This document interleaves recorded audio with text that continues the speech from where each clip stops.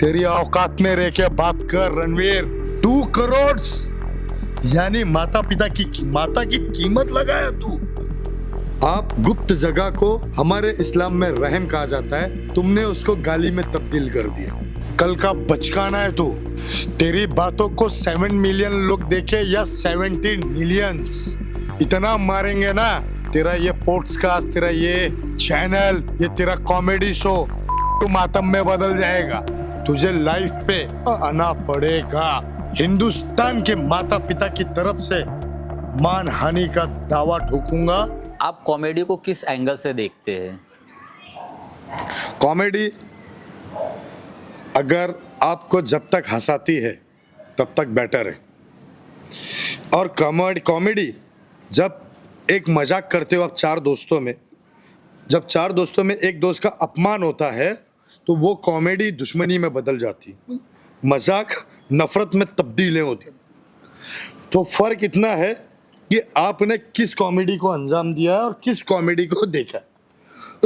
Comedy is the best percent हंसाने के लिए, बेस्ट सेंटेंस, कंटेंट्स कहते हैं ना, एक कंटेंट से हंसाओ। लेकिन कॉमेडी उस हद तक ना पार करो जो आपको तकलीफ दे। तो प्रॉब्लम्स क्या है?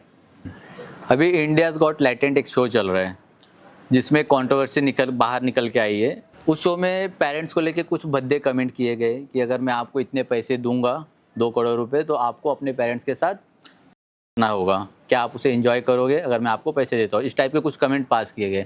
तो एक इतनी बड़ी सोशल मीडिया पर्सनैलिटी होने के बाद आप एक सोशल मीडिया प्लेटफॉर्म पे इस टाइप के कमेंट पास करते हो, ये कितने हद तक सही है?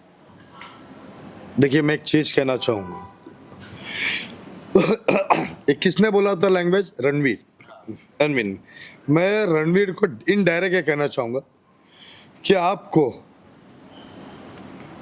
मैं 50,000 करोड़ रुपए देता हूं और आपकी फैमिली 24 घंटा जिंदा रहेगी और उसके बाद डेथ हो जाएगी, तो आप वो 50,000 करोड़ लेंगे क्या? आपसे पूछता हूं, आप लेंगे? नहीं लेंगे ना। तो ये रणवीर ने इसने अपमान किया है उस माता पिता का जो तुमको जन्म देते, जो दुनिया में लाते। सोचिए जरा, 2 करोड़ देगा तो क्या मैं तू तेरी मम के साथ सेक्स करेगा? ये वो चीज भूल गए कि एक बच्चा जब पैदा होता है माँ के पेट में से, तो वो उस जगह से आता है जिस जगह पे आप हैव द सेक्स कहते हो। लेकिन जब 1 आवर्स का बच्चा वहां से आता है तो क्या उसकी फीलिंग्स होती है सेक्स वाली? नहीं ना। वो तो डर वाली फीलिंग्स होती है कि एक पति के लिए कि मेरा बच्चा सही सलामत पैदा हो जाए और मेरी वाइफ एकदम सही सलामत आ जाए घर। तो माँ के उस जगह को रहम करार दिया है इस्लाम में। देखिए ये कमी है समझ की। माँ का रहम, आप उस रहम को, उस जगह को, आप गुप्त जगह को हमारे इस्लाम में रहम कहा जाता है, तुमने उसको गाली में तब्दील कर दिया। राइट? आप गाली में तब्दील किया कि नहीं? आप कोई भी रॉन्ग देते हो तो गाली दे देते हो उस जगह को लेके, लेकिन आप ये सोचते हो कि वो रहम है, वहां से एक दुनिया में एक संतान जन्म लेता है। बाबा तो क्या नाम बोले थे उसका? रणवीर इलाहाबादी। मैं अभी तक का ये ह्यूमैनिटी वाली बात की, सतीश भाई बराबर समझा है? रणवीर तुझे मैं एक बात समझाता हूं, कल का बचकाना है तू। तेरी बातों को 7 मिलियन लोग देखे या 17 मिलियंस या 7,000 मिलियंस, तुझे ना जो मिलियन तक पहुंचाया है ना, ये माता पिता ने पहुंचाया है, ये इन बच्चों ने पहुंचाया है, इन लड़कों ने पहुंचाया है। तूने जो लैंग्वेज यूज की ना, तुझे लाइफ पे आना पड़ेगा।